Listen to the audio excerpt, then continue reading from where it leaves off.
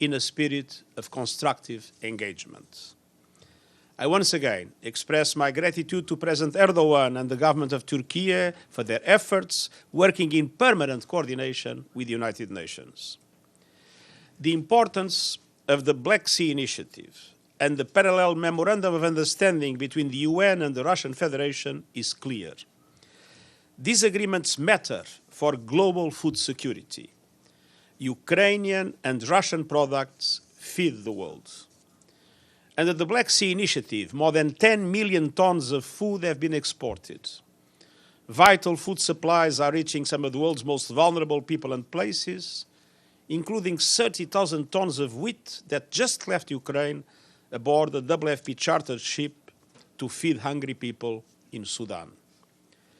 They matter because we are still in the throes of a record-breaking cost of living crisis.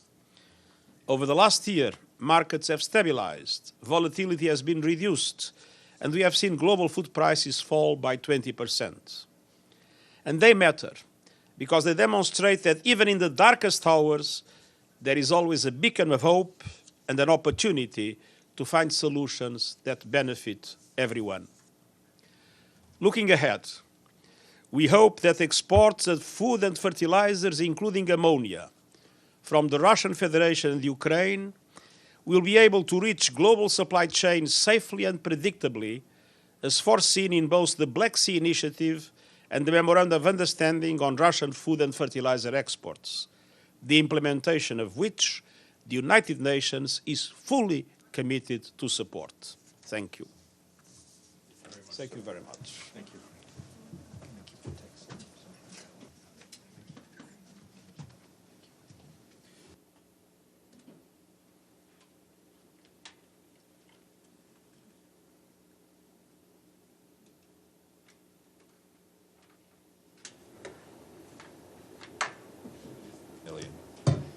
Tons of great.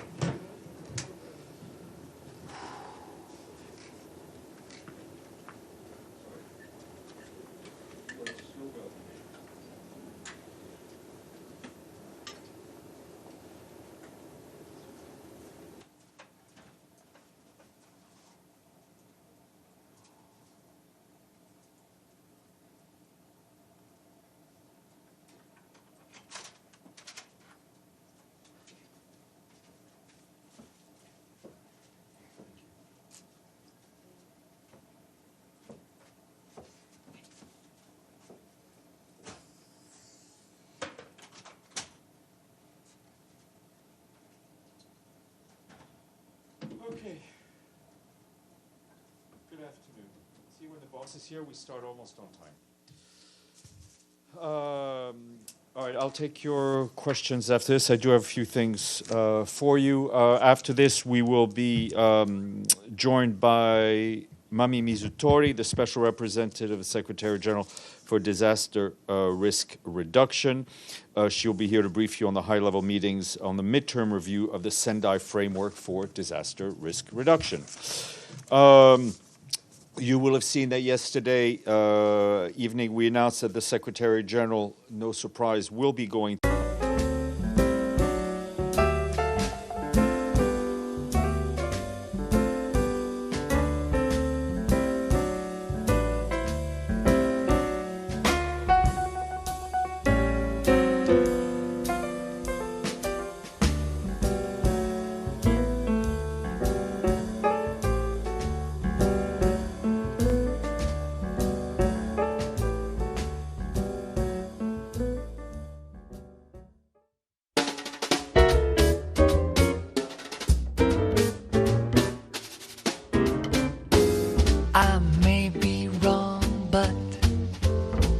think you're wonderful. I may be wrong, but I think you're swell. I like your style, say I think you're marvelous. I'm always wrong, so how can I tell? All of my shirts are unsightly, all my ties are a crime. If dear you I picked rightly, it's the very first time. You came along say, I think you're wonderful, I think you're grand, but I may be wrong.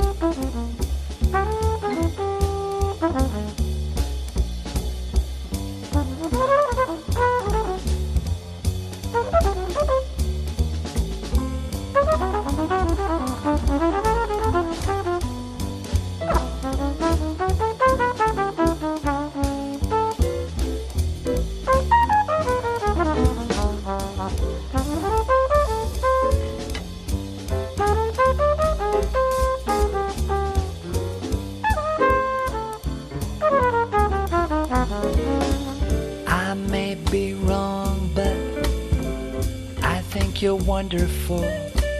I may be wrong, but I think you're swell. I like your style, say. Funded to date. And in Turkey, humanitarian needs remain high, with some 3 million people forced to relocate. More than half a million buildings have sustained serious damage. We and our partners have supported the government-led efforts, helping reach more than 4 million people with humanitarian assistance, including 1.4 million children. This support includes food, shelter, health, cash assistance, and water, sanitation, hygiene services. The 3 months flash appeal for Turkey wrapped up today with more than $353 million received.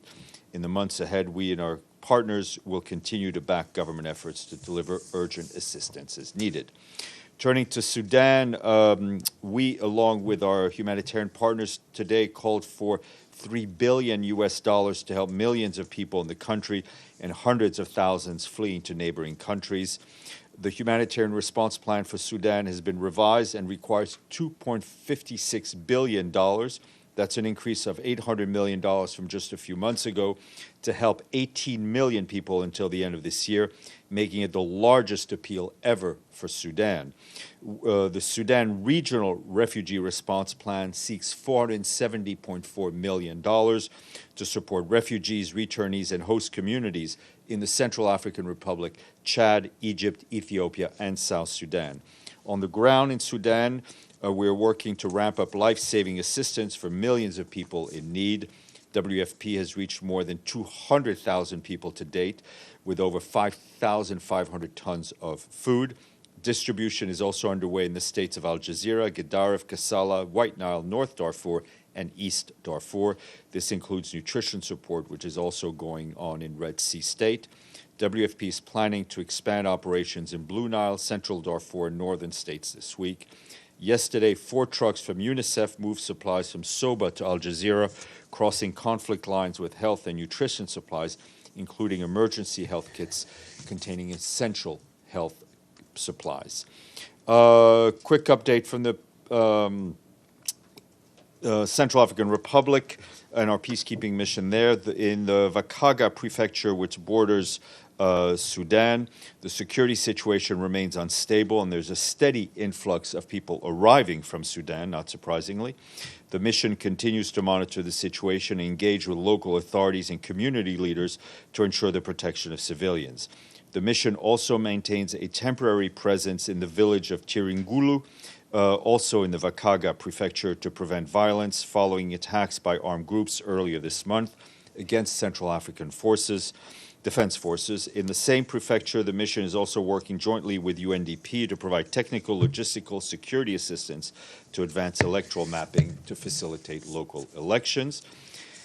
And from Ethiopia, our humanitarian colleagues tell us that recent floods have caused significant displacement of people and damage in the country's south and east. The Somali region is the most affected, with more than 35,000 households displaced and more than 45 lives lost. More than 23,000 livestock has died. Nearly 100,000 hectares of farmland have been destroyed due to the floods. Food, shelter, agriculture, nutrition, and health support are the top of the list of humanitarian needs. The floods are also heightening health risks in places where there's an ongoing cholera outbreak. We and our humanitarian partners, along with the government, are providing life-saving assistance, but we need more funding, more cash. A coordinated allocation of $40 million by the Ethiopian Humanitarian Fund and the Central Emergency Response Fund is being prepared to address the immediate needs of drought and flood-impacted people. But to date, only 22% of the $4 billion required for the humanitarian response plan has been received.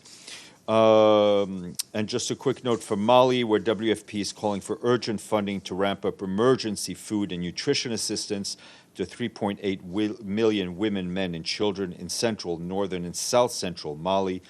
WFP's expanded response will target hard-to-reach areas. This year, WFP plans to provide emergency food and nutrition assistance to 3.8 million people in Mali. The agency needs $110 million over the next 6 months for its operations. Funding constraints has already forced WFP to reduce food rations by 50% in host communities in April and May. Without adequate funding, they will be forced to put in place even deeper cuts come next month.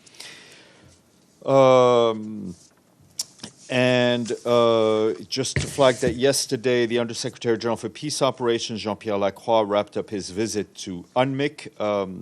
Upon his arrival on May 11th in Pristina, Mr. Lacroix participated in an event to mark inter-community trust-building efforts in Kosovo that featured the launch of the Barabar Community Dialogue Center, a joint multi-ethnic initiative by 2 NGOs from Pristina and North Mitrovica to foster intercommunal dialogue.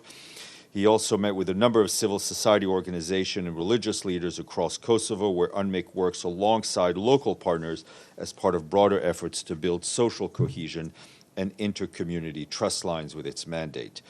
During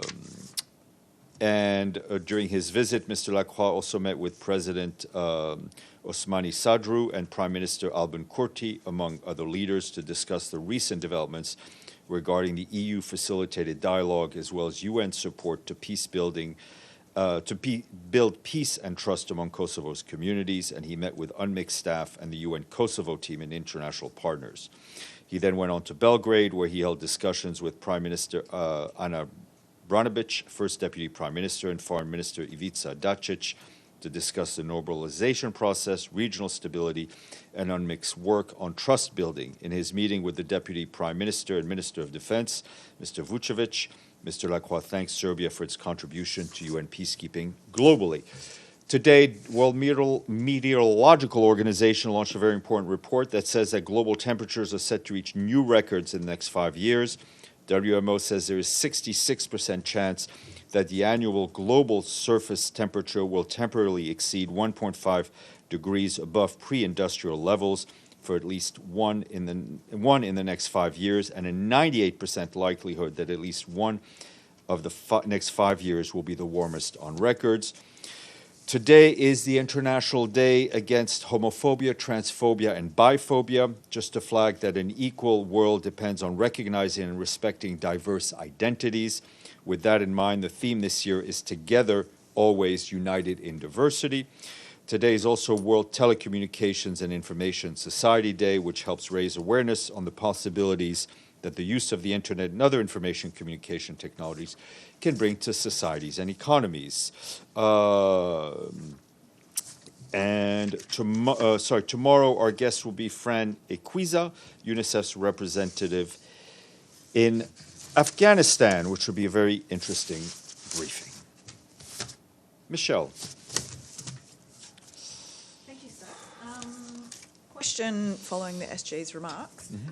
He mentioned outstanding issues. Can you give us an indication of what some of those outstanding issues are particularly, and what was his sort of involvement over the past few days in getting this over the line with Russia? Has he received any communication from Russia? The Secretary General, I think, has been as involved in this initiative as I've seen him involved in any initiative over his last 6-7 years that he's been in office.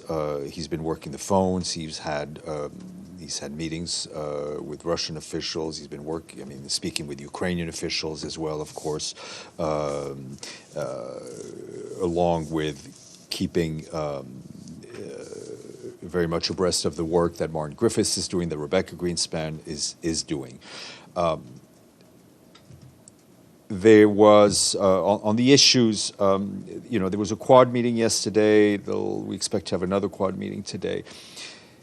There are a lot of hurdles, and I think the Secretary General made that clear in his remarks. I think one of the reasons we have been able to have success on this initiative is our ability to keep things discreet when they need to be discreet and working them out, and being very public when we need to be very public. So I will, I know it's not the answer you'd like, but our aim is to keep this going for the clear reasons of 30 million tons of grain having been exported, for the advances we've made on the facilitation of Russian fertilizer and grain as well. So when he talks about outstanding issues, is it fair to say that he's referring to outstanding issues with the Russian exports? Listen, let's zoom out a little bit. Let's remember that we have representative of two countries that are involved in a conflict, sitting across the table from each other in Istanbul, making this initiative work, along with the support of Turkey. We are working to get over all the hurdles on Russian food and fertilizer. So this is complex and complicated. Emotions run high, and things need to be smoothed out on a daily basis, and that's where our focus is. Sorry, just final question. So he's also possibly indicating issues within the JCC where, this initiative is basically ground to a halt. We've seen issues about the JCC. Things need to be worked out. These are representatives of countries that are fighting each other on a daily basis. Of course there are going to be issues. Our aim is to smooth out those issues. Edie? A couple of follow-ups, Steph. You said that there'd been meetings of the four parties yesterday and today to iron out these outstanding issues. What kind of follow-up are you expecting? The follow-up is obviously continuous meetings at the JCC, Rebecca Greenspan's continuous efforts. To keep these two things going is around-the-clock operation, and we are working at that level. And is there any timetable? Of course, there's a 2-month limit, but is there any timetable to try and reach what the Secretary General called a comprehensive agreement to improve, expand, and extend the initiative? Let's enjoy the day today. Valeria, then Deji and Maggie. Thanks, Steph. Another follow-up on this. So, are you getting closer to overcome these issues, or you are on the same, let's say, path that you were before this renewal? Is the Secretary General hopeful that these 2 months would be enough for? At the risk of overusing the SG's favorite quote from Jean Monnet, he remains determined. He's not optimistic, he's not pessimistic, he remains determined, and Rebecca Greenspan and Martin Griffiths have adhered to Jean Monnet's vision of how to move forward. There will be issues, there are issues where things will continuously pop up for the reasons that I outlined to Michel, but we're continuing our work with determination. Deji, then Margaret. So I got a follow-up also on this extension, just a wording question, because I noticed that this initiative has been changed from Black Sea Grain Initiative to Black Sea Initiative. What does that imply? No, I mean, we're just the wording in the agreement remains the same. Okay. And your next question. Yeah, I got other questions on the visit of Secretary General to Japan. Mm-hmm. We know that it's a tradition for a Secretary General to visit a G7 summit, mm-hmm. and but for this year, it seems this G7 summit is more or less they have a very obvious target, which is China, because we saw those stories from different news outlets about what they call China economic cohesion. Does the Secretary General feel if he went to Japan this time for G7 that makes people feel like he's taking the side? No. I mean, it's not a matter of taking side. The Secretary General is going to the G7 with a very specific message, as speaking on behalf of those countries that have felt left out and are left out of the international financial system, that are not being helped to go over the climate crisis. That's what he's not going there to endorse or not endorse whatever G7. He's not a member of the G7. For all the obvious reasons. He's there. He will deliver a very direct message, and I think if you look at the language of the announcement, it is pretty direct.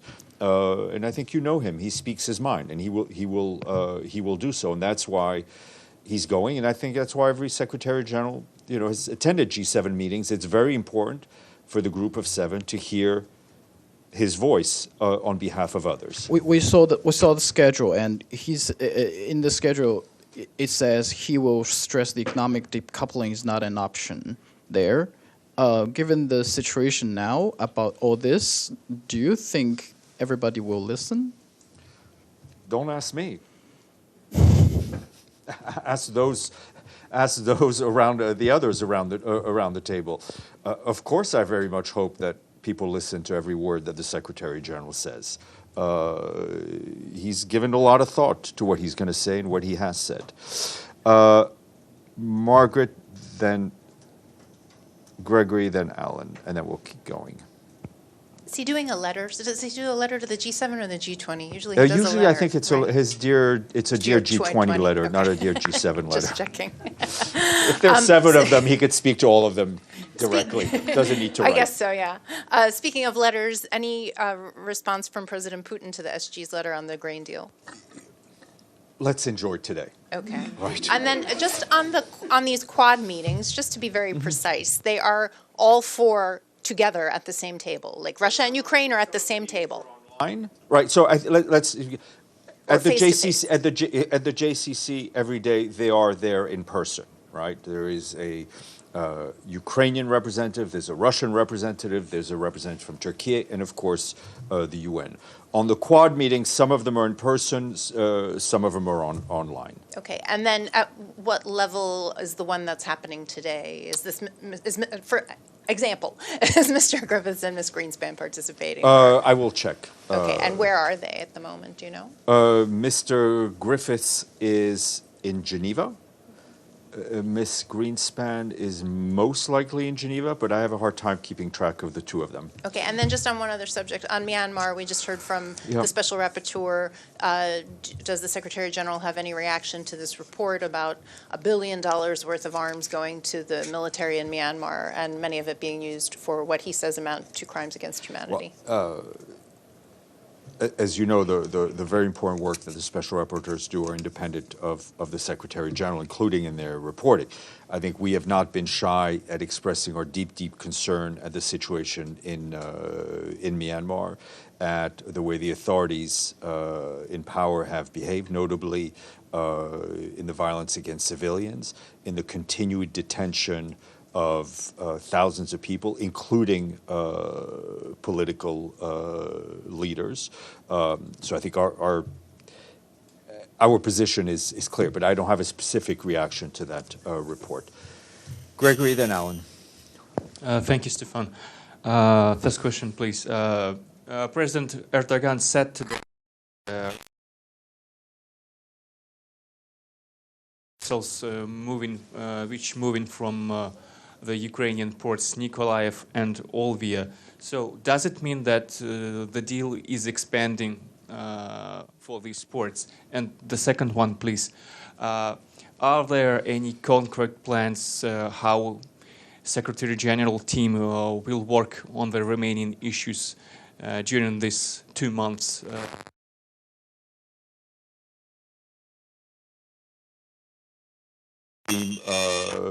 Will continue to work on termination. Ms. Greenspan will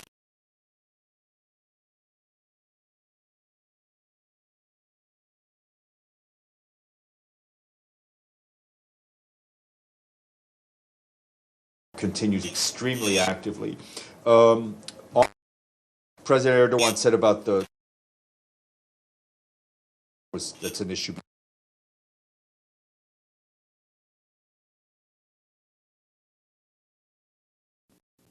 Sorry, some issue. Question. Yesterday's question, as you remember.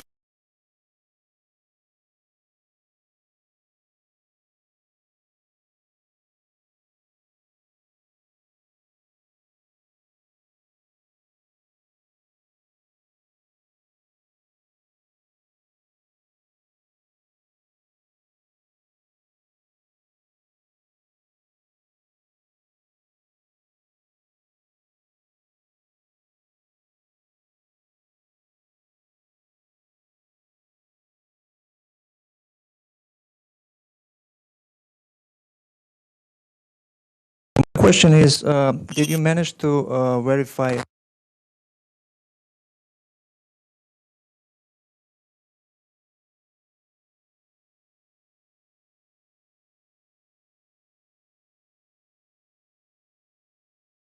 and extrajudicial?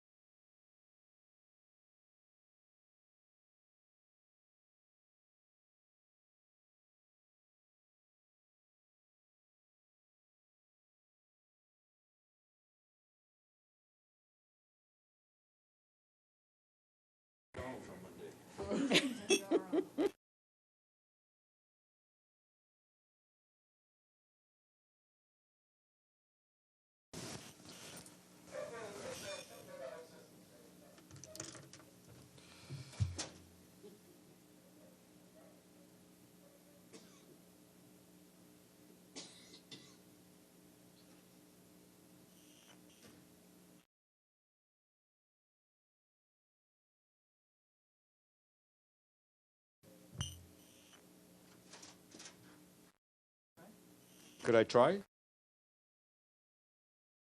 All right, Alan, why you be? Let's try again. Yeah.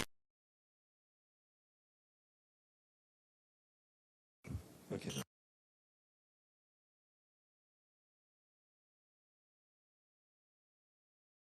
At the Security Council, the relevant letter with the statement by this person, I mean, the head of the Ukrainian intelligence.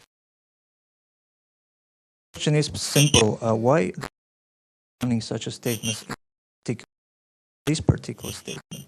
I mean, permission.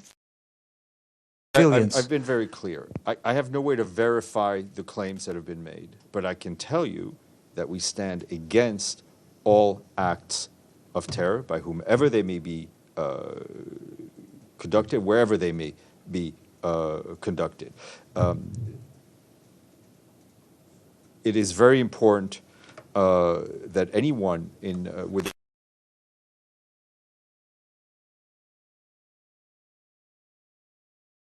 statements and rhetoric is focused on appeasing and not inflaming it. Does that apply to this part?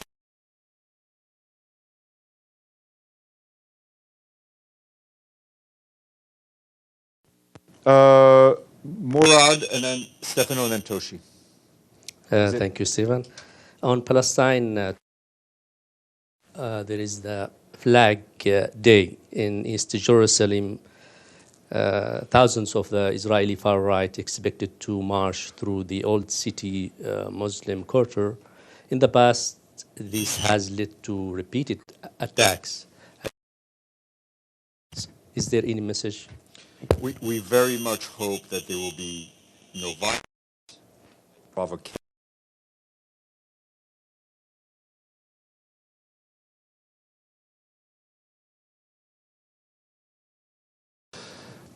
Stefano, then Toshi.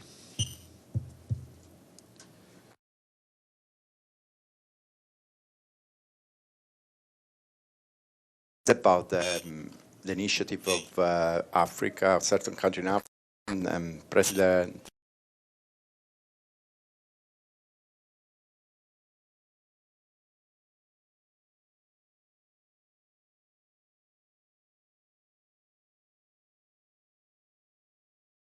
the Secretary General has, and he couldn't see, because he was saying that the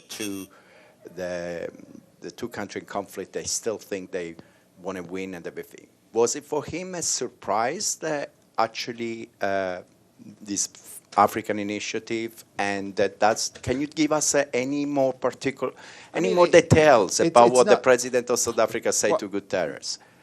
The President Ramaphosa spoke to the Secretary General, briefed him on his plan.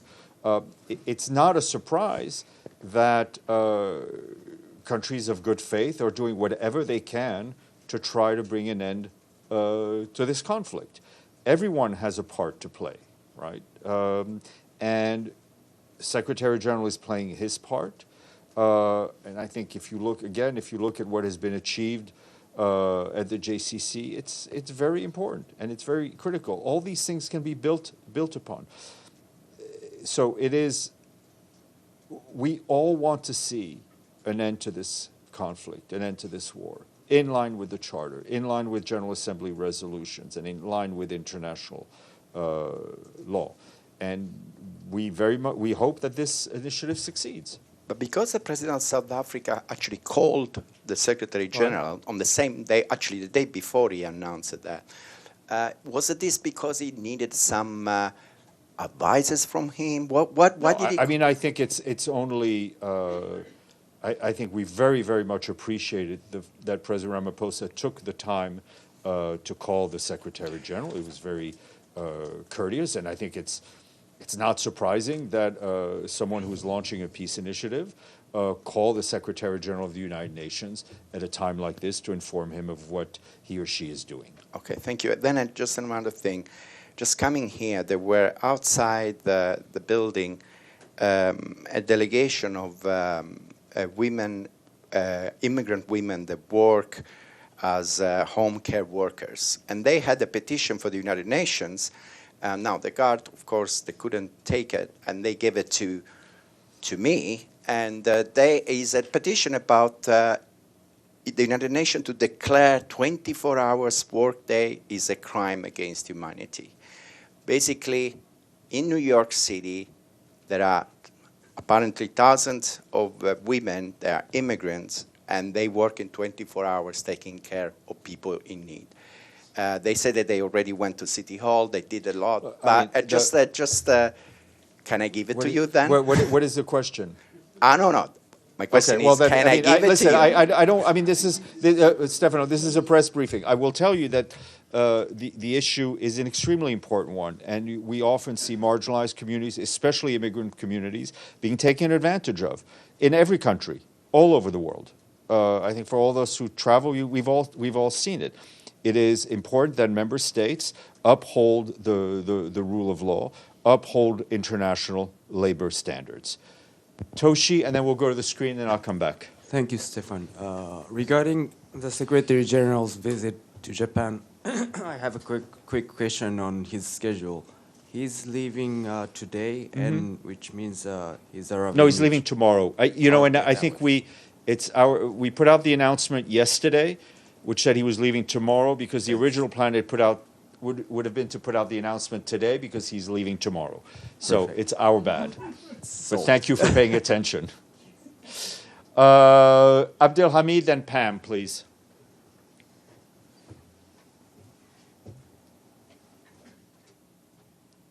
Okay. Pam, Falk, Abdelhamid, one of you? Okay. Edie, why don't you go ahead? This is a non-grain deal question. Excellent. Or Ukraine.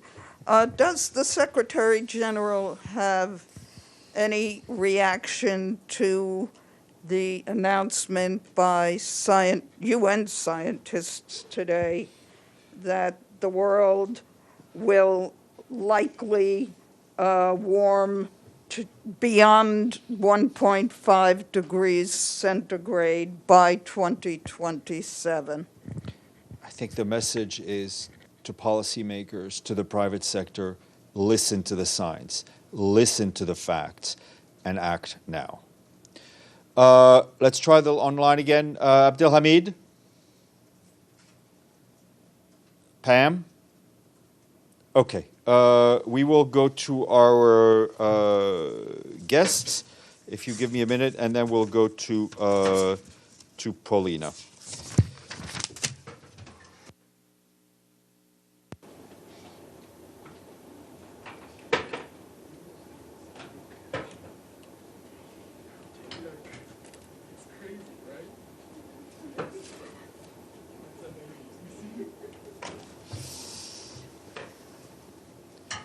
Okay. Thank you very much. We are delighted to be joined here by Mami Mizutori, who, as you all know, is the Special Representative of the Secretary General for Disaster Risk Reduction. She will be here to brief you on the high-level meetings on the midterm review of the Sendai framework. Ms. Mizutori, please, you have the floor. Thank you very much. We are here this week in New York because tomorrow the President of the General Assembly will convene a high-level meeting to hopefully adopt the political declaration of this midterm review of the Sendai framework. The Sendai framework for disaster risk reduction was adopted in 2015. It's one of the first of all the 2015 global processes. And it is very closely linked to the Paris Agreement and the SDGs.